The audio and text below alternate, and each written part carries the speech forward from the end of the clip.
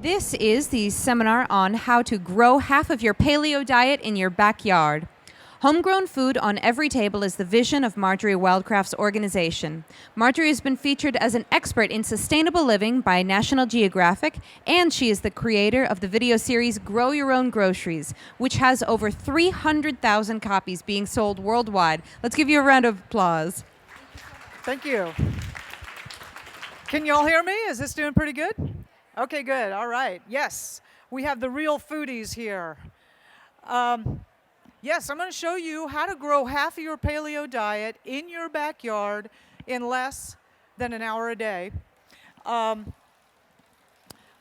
food on every table, as Maria kindly noted, is the catalyzing statement for my organization. That is the answer to so many of the issues that we are facing today, and we are facing a lot. My organization values authenticity and integrity and in usefulness. So everything I'm going to present to you is stuff that I have done. I've done it for years, and I'm going to present it in such a way that it's extremely useful and easy to get, really easy to implement. And I'm hoping that you'll be so inspired that tomorrow morning you're going to go out and start making this happen in your yard. So first of all, I want to talk about real food. So things I'm not going to talk about is GMOs or chemicals or toxicity. That we're not going there.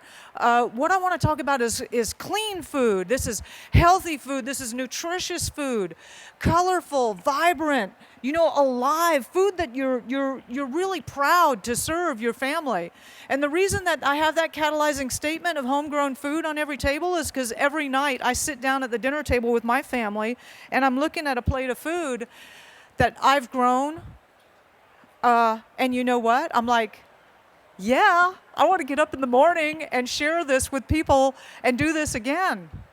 So want to bring up two good reasons why you want to start growing your own food. One is the United States is bankrupt, right? Economic collapse is a matter of when, not if.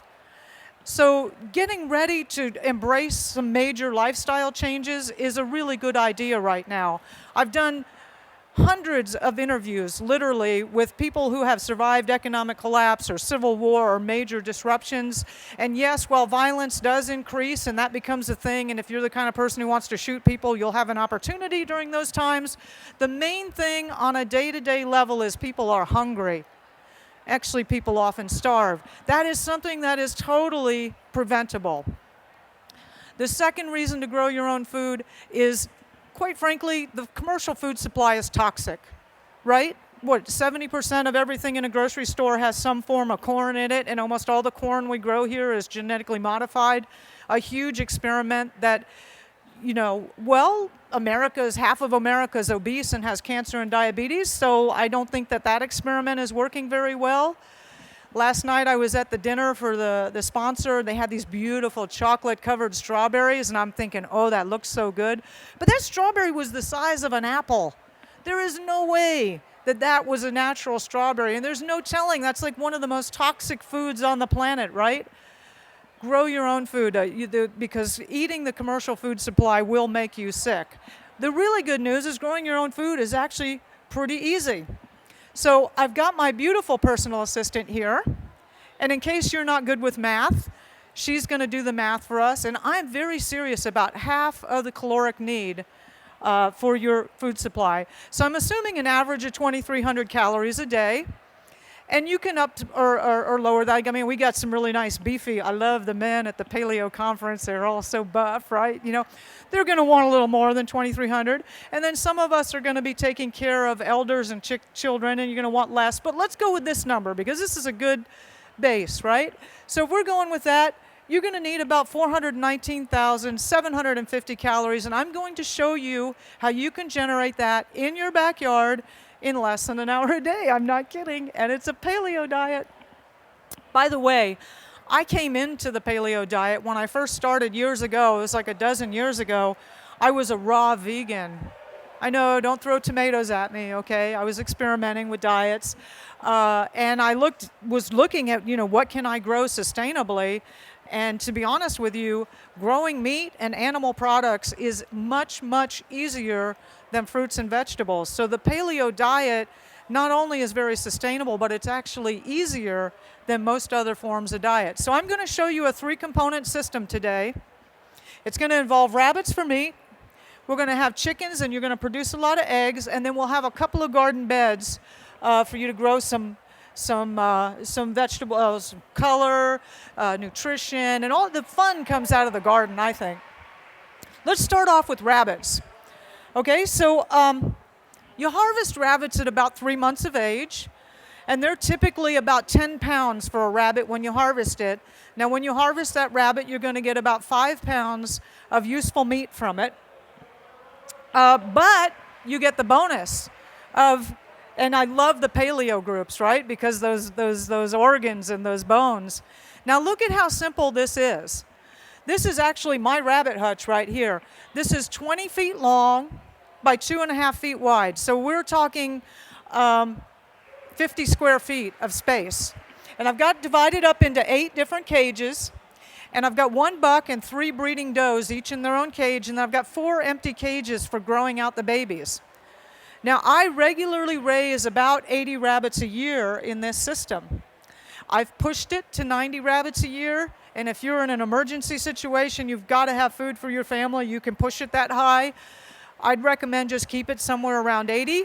Let's just go ahead with 75 so that we can be very conservative and really realistic. 75 rabbits a year that you can get out of this small space in your backyard. This actually just runs along one side of my backyard. Rabbits are quiet if you have any concerns about neighbors.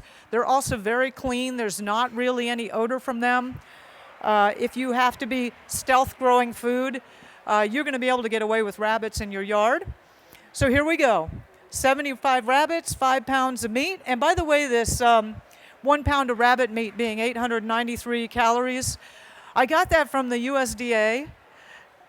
Thank God our government's good for something, right? We can get something useful from them. I was listening to Joel Salatin, who's a famous farmer, and he said he calls it the U.S. duh.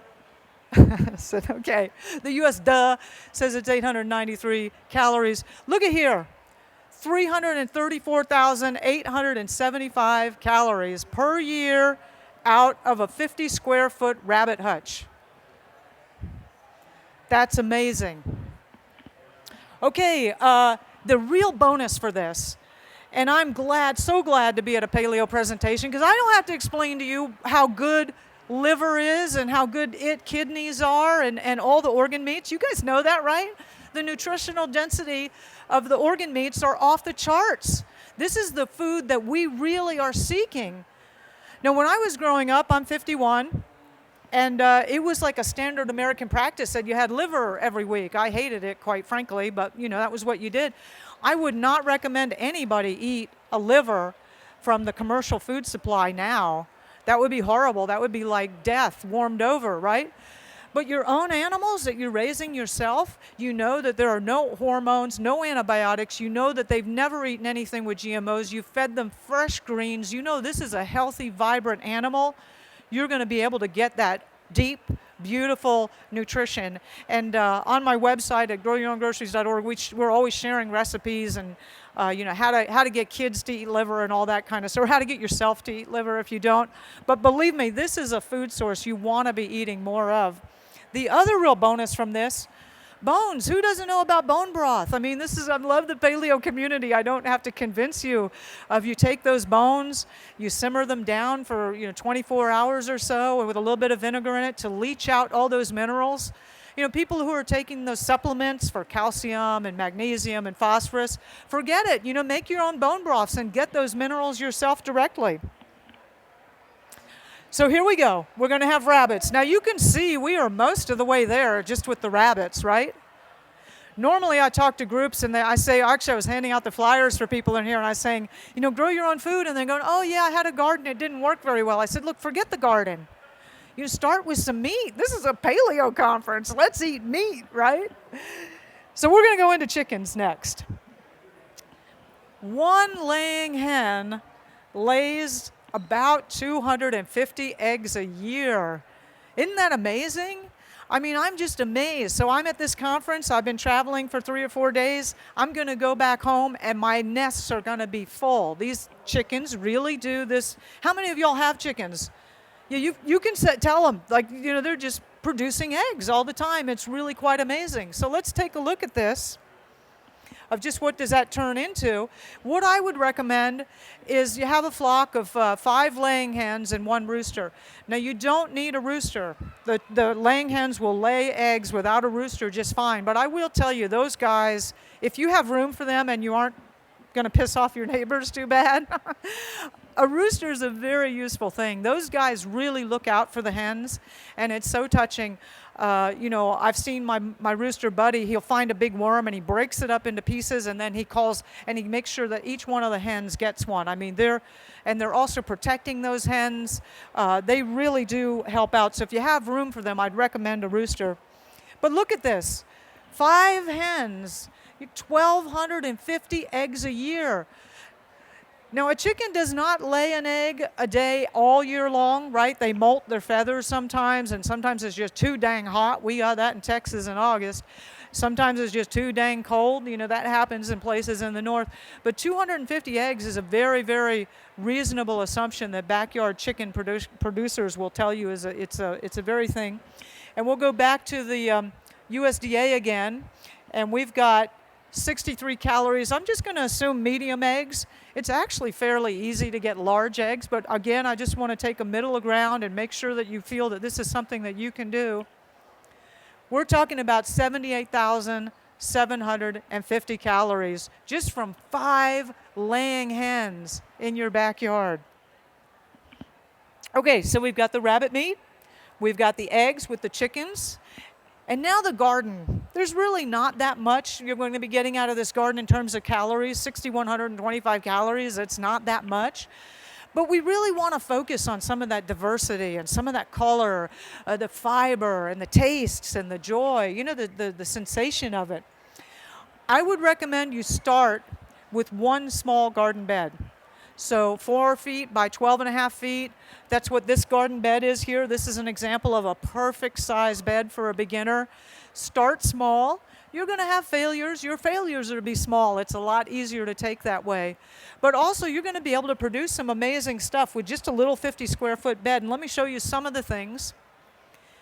Ask any master gardener in the United States in the program, and they will tell you that the 3 things that are always called in are turf, tomatoes, and trees. But tomatoes by far are the most favorite garden vegetable. So we'll take a look at what you can grow. Tomato plants need a little bit of space, about 10 square feet per plant. But look, you can grow 30 to 120 pounds of tomatoes in just about 4 months. Now, the reason I have a range of 30 to 120 is in the beginning, you're a beginning gardener. You probably only get like the 30 pounds, right? But as you develop your soils and as you develop your skills and abilities, you'll be able to produce those higher levels. But we're talking about just there, 2,400 to 9,600 calories. I also do a lot in the survival and preparedness space, in that community. And I have a funny saying about that if you can grow tomatoes, onions, and garlic, that right there is a survival garden. And people go, why that? And I'm like, well, with tomatoes, onions, and garlic, you can make anything else taste good. So grow those guys. You'll love it. And then, it's so like my own tomato sauce. You like drop that in when you got people over. Yeah, I canned that last summer. Oh gosh, how good that feels, right? Green beans. Who doesn't love green beans? I love this particular variety. It's a long bean. One of the reasons I love this is it does really, really well in the heat. We know about heat here in Texas, but, people everywhere all over the United States know about heat in the summertime. And these beans will produce over and over. You just keep pulling them off. You can get an amazing amount of yield. And we're just talking about 20 square feet, anywhere from 864 to 3,100 calories just from a couple of bean plants. You grow them up on a little trellis. Squash. Now, if you don't like squash, I would highly recommend you start learning to like squash because this plant is so easy to grow.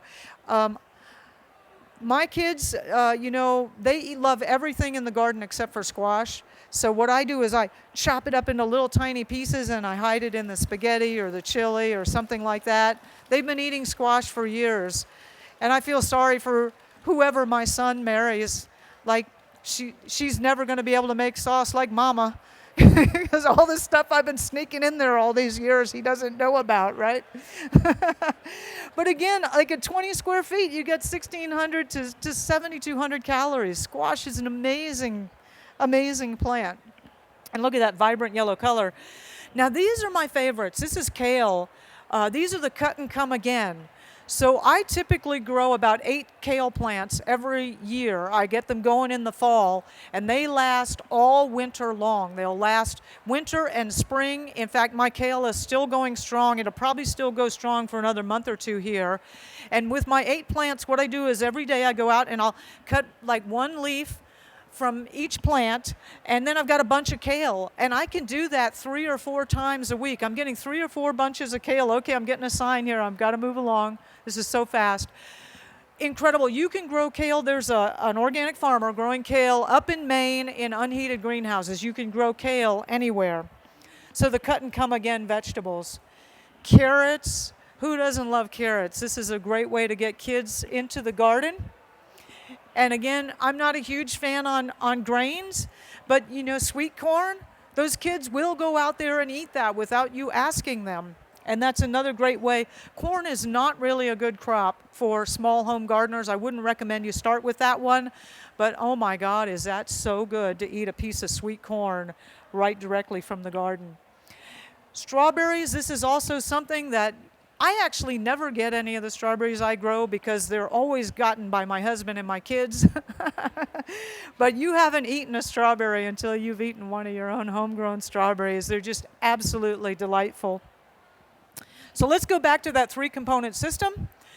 You can see we've got the rabbits, 334,000 calories, the chicken eggs, 78,000, and then you can see that it's going to be very, very easy to get that 6,100 calories out of your garden. Do you feel like you could do this? Yeah, do you feel like you can do this? Like you could get some rabbits going? You could be eating rabbits. You could be having eggs. This really isn't that hard to do. Here's some of the things you can do with eggs. God, this is my breakfast every morning. Is all during the fall, winter, and the spring is a couple of eggs on top of some sautéed kale. Takes me about 6 minutes to do in the morning, including harvesting the eggs and kale. Quiche, I do a crustless quiche and then hard-boiled eggs. Anything that you can do with chicken, you can do with rabbit meat. You can grill it, you can stir-fry it with vegetables, you can roast it or bake it. The other great thing about this system, again, I do a lot with survival and preparedness. It does not require any electricity or refrigeration. I go out, I harvest a rabbit, butcher the rabbit. Within 30 minutes, I've got that rabbit in a pot. And I can show you how to process a rabbit with a lot of respect and love for that animal very easily. It's something that we all used to know how to do. It's a very simple thing. You can do it in your backyard. So we'll get you started.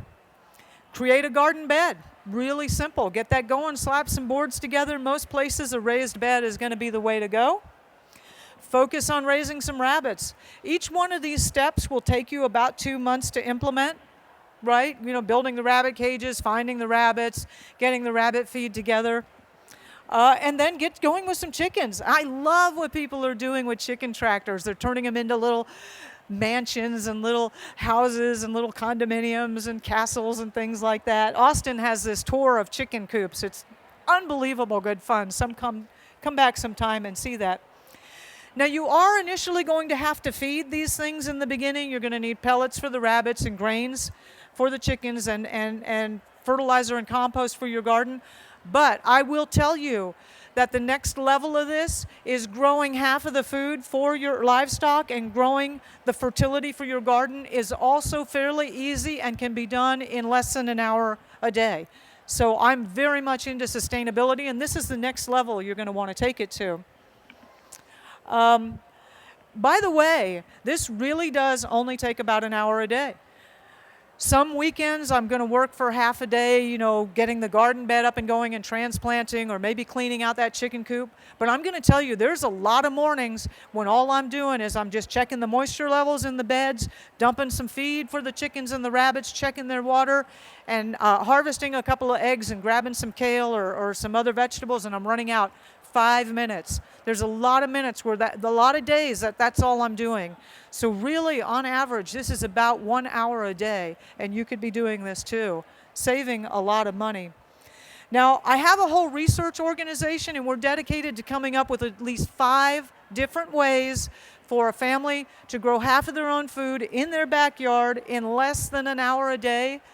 We're currently working on an aquaponics system that grows in a 12 by 36 square foot greenhouse, and that will focus on fish and vegetables and quail eggs. Unfortunately, these are chicken eggs in this presentation. I'm going to correct that. Okay, don't hiss at me, but there are vegetarians and vegans, and we're working on an 800 square foot diet for them with tubers, root crops, and a little bit of grains. My vision is homegrown food on every table. We're even going to feed the vegetarians. The other one I love the most, this is not a quick start program. This is a food forest. So in about 1,000 square foot area, you can be growing fruit and nut trees. This is like edible wild landscaping. Takes a few years to get up and going, but this is like your Social Security and your retirement program. Okay. But I will say I've done the rabbits, chickens, and vegetables thing for years. This is the easiest to get up and going. And by far, this is the fastest and the one I have the most experience with. And I see that I'm out of time. We got some questions, and I would love to entertain questions. We've got a lot of questions. That's great. Thanks. This is great. How long do you keep your chickens? How many years do they lay? And do you then eat them when they're done doing that? Yes, I do eat them. I eat everything. I eat everything when they get done. Buy your laying hens. I mean, you can raise them up from chicks, but that really is a lot of work. Just buy some 6-month-old laying hens from somewhere. Commercially, like a commercial egg production place, they only plan on having a chicken lay eggs for about a year or 2 years at the most. But I've had laying hens that have lived for 5 or 10 years. The production does tend to drop off, but by that time, it's sentimental value. And yes, you can cook an old hen. You put them in one of those slow roasters, an 8-hour slow roast, and she is delicious. So there you go. How much room do you need for 5 chickens?